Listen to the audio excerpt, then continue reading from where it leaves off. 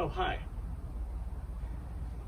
You know, I'm just sitting up here enjoying the crisp late summer air and knowing that because fall is on its way, that means that I have owned this 2004 Subaru Impreza WRX wagon for 1 year now.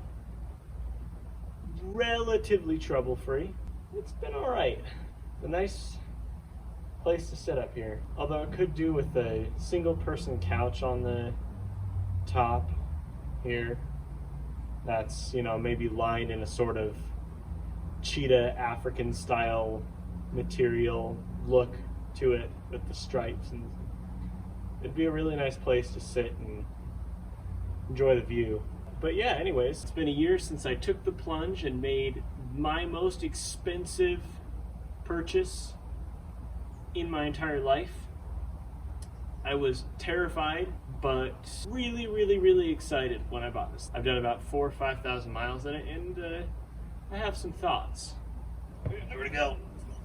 I just gotta jump for it. Woo! So anyone that's new to my channel, welcome to my 2004 Subaru Impreza WRX wagon with the 4-speed automatic, which was the only way that I could afford it. I spent $5,400 on this car last September.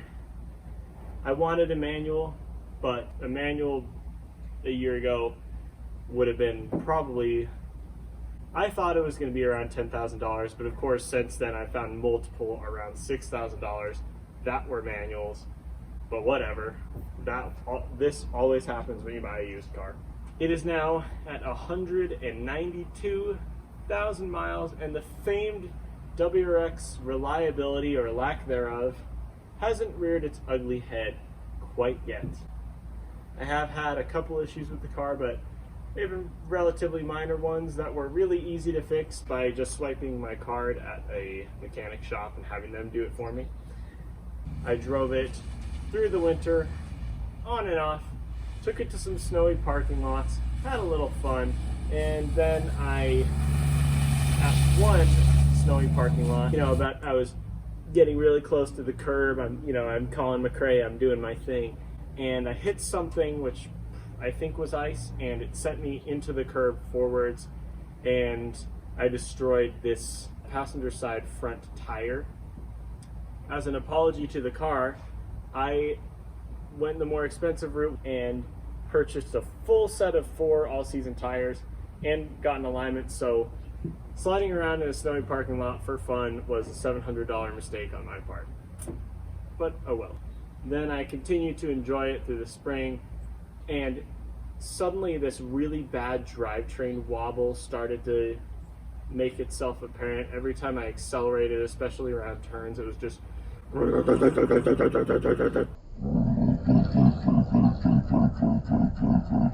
it was really bad. But I kept driving it.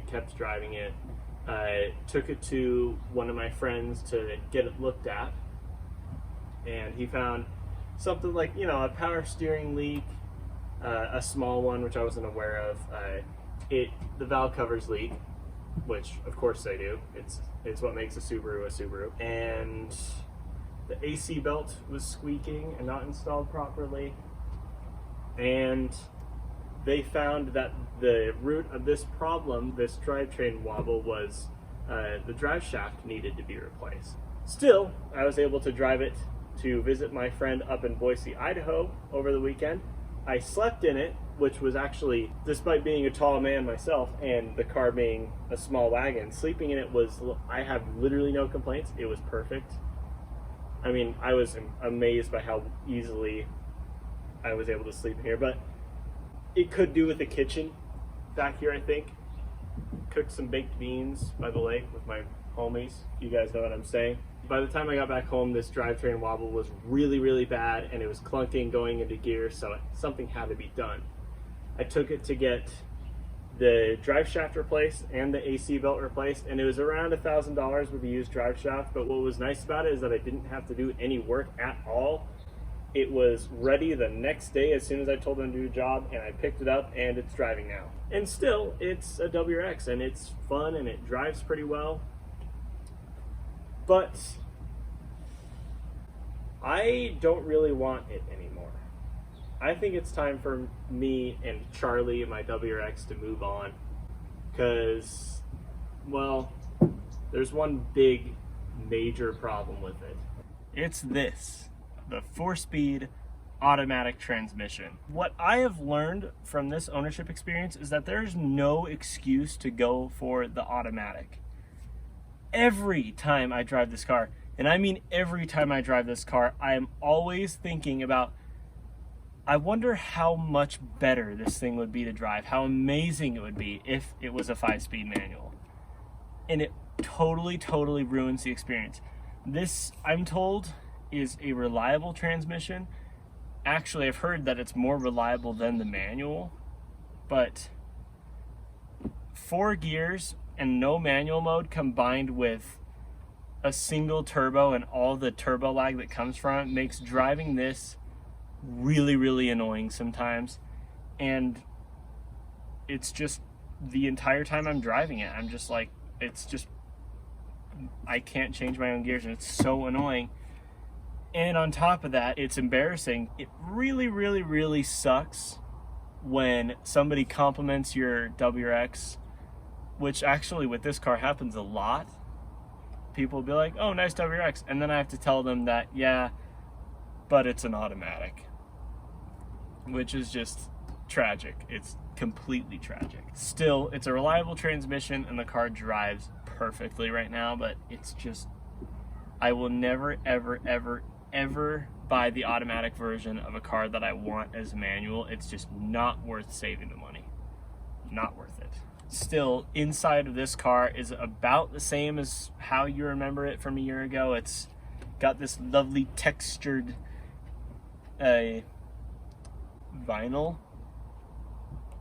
on the seats and on the door panels, and the Momo steering wheel, which, oh, it does have a lock.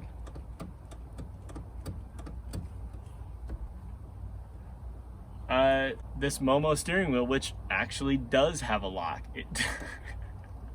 It took me a year. It took me a full year to realize. I thought this car didn't have a steering lock until just now, but all right, cool. Maybe I will keep it. As for the rest of the interior, it's all right. I mean, it's early to mid 2000s. There's a lot of plastic and, you know, crappy garbage, and, you know, it doesn't look all that nice and it doesn't feel all that well put together. But I mean, this is what you expect from this time period, especially for, I think it was $30,000, or it was around $30,000, despite having 230 horsepower, thereabouts. One desirable thing for car enthusiasts that I didn't skip out on was the body style. This is a WRX wagon. Even though it's a very small wagon on wagon terms, when I think of a wagon, I think of like a big Volvo, you know, like it's got huge amounts of space back here. But when you look at this back window, you see that it's not really, it kind of blurs the lines between hatchback and wagon, which Subaru has a tendency to do this with different body styles. Like the new Outback looks like a crossover, but they call it a wagon. The first and second generation Foresters look like wagons, but they called them SUVs. Subaru's got a weird history doing that. But one thing I really do love about this car is the fact, again, that it's a wagon, and I can fit so much stuff back here, including me, which is awesome. I can sleep back here, which I did, and it was amazing, really comfortable. My rear seats fold down, of course, and here's an improvement and modification that I added. It's quite useful. It's not the biggest area back here, but there's actually, it's not as tall, but it is wider and longer than the cargo area in my Freelander, because my Freelander is pretty stubby and short. This car helped me move when I moved a couple months ago. There's not a whole lot of room, and the Freelander was actually more helpful, but I did get a couple trips out of this, fit my dresser in the back of it, which was cool. And yes, haters, I do use my roof rack, which a lot of people just, they put roof racks on their car to make it look cool. I mean, and you get extra wind, you get worse aerodynamics, which leads to worse fuel economy. I mean, like I said, it's windy as hell on the highway, really noisy. So why would anyone keep their roof rack on their car? I don't get it. One other thing to note is that I haven't modified it at all, including the fact that it still has the standard exhaust. And before I take the car out for a drive, I want to point out the fact that I think this is the best looking WRX that they ever made.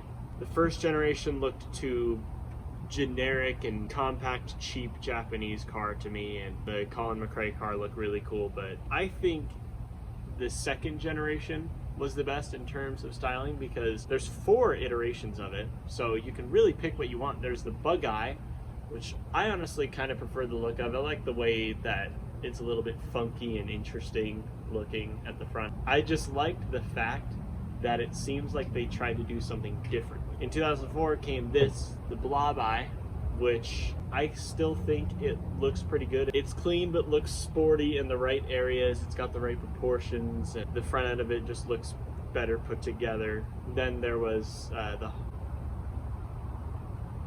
Hawkeye? Hawkeye, or some people call it the Pig-Nose WRX, which was in 06, 07, which was with the Subaru corporate front end that it shared with the B&I Tribeca, where they were trying to get this whole B thing going. And that looks alright too. That's the car for Baby Driver, and it looks pretty cool, but the whole corporate front end thing didn't really work out. And then there's the Saab 92X Aero, definitely the quirkiest version of the WRX. I think it's on par with the bug eye in terms of the best one, but it's just cool. It's a Swedish car that's also Japanese. I mean, it's strange, but it's awesome. I love badge engineering. Let's point out, this has 227 horsepower. The new WRX only has 44 more horsepower than one that's 18 years old. Subaru, what are you doing? But anyways, I digress. I think it's time that we take this car out for a drive and remind ourselves what makes the WRX so special and why I don't want to keep this one.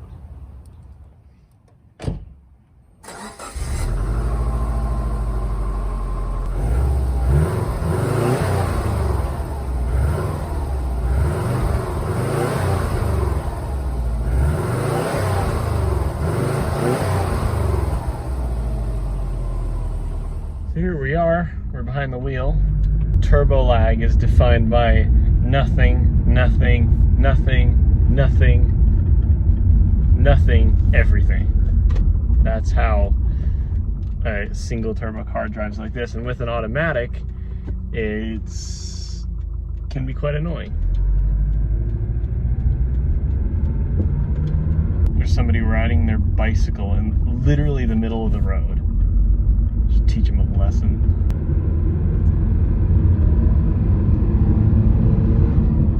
The power delivery in this car is 99% of the time it's annoying, and 1% of the time it's actually funny. But what I do like is my view out this windshield. The fact that it's just got this big hood scoop just prominently displaying itself right in my field of vision, and it's a constant reminder that I've got the cool one, and I like that. I like that a lot. I can only imagine what plebeian, 2.5 TS owners feel when they look out over their hood and there's nothing but metal and no scoop. It's a sad thing to think about. So here we are out on the open road, and we're going to, this is an area where there's a turnout, or there's a turn here and it's blocked off by some trees.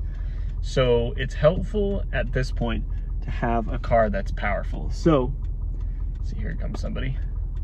and another person, and another okay, this is a bad idea, stopping here and talking. And when you're sitting at idle in this car, that's when the oil burning smell tends to get into the cabin a little bit. Here we go. This is foot flat to the floor. Nothing, nothing, nothing. There it is, and we're going! Woo! Whew.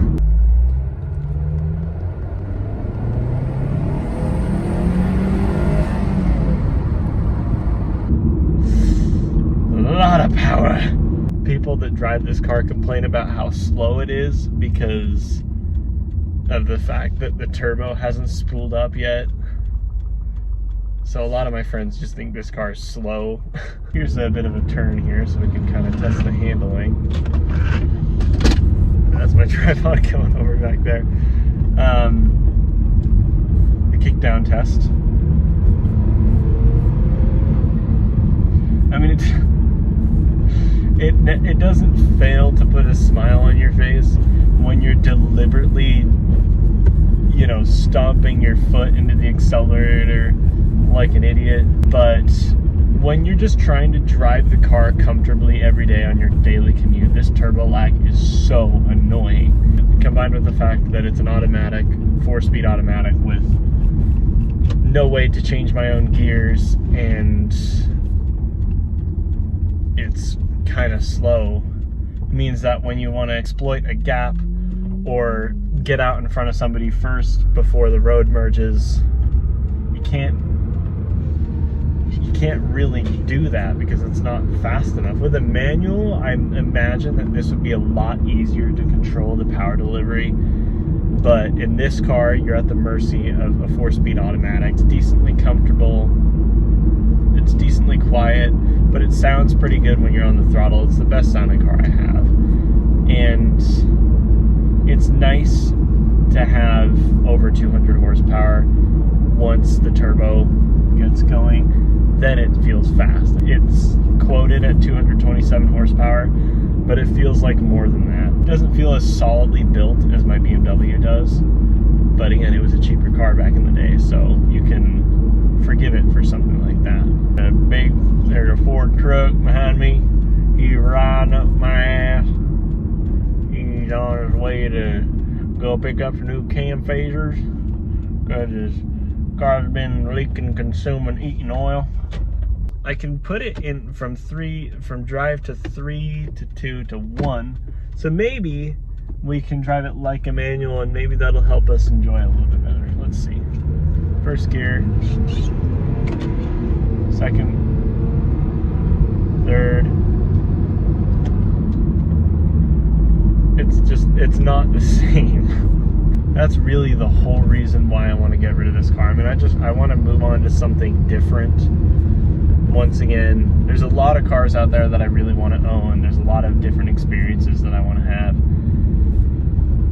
And just this car just isn't what I want. It's just not as fun to drive as it could be. And knowing that just spoils everything. It's still a fun car to drive, but you're always thinking, how much better would it be as a 5-speed manual? And that kills it, and I just gotta move on. Floored. 0, 20.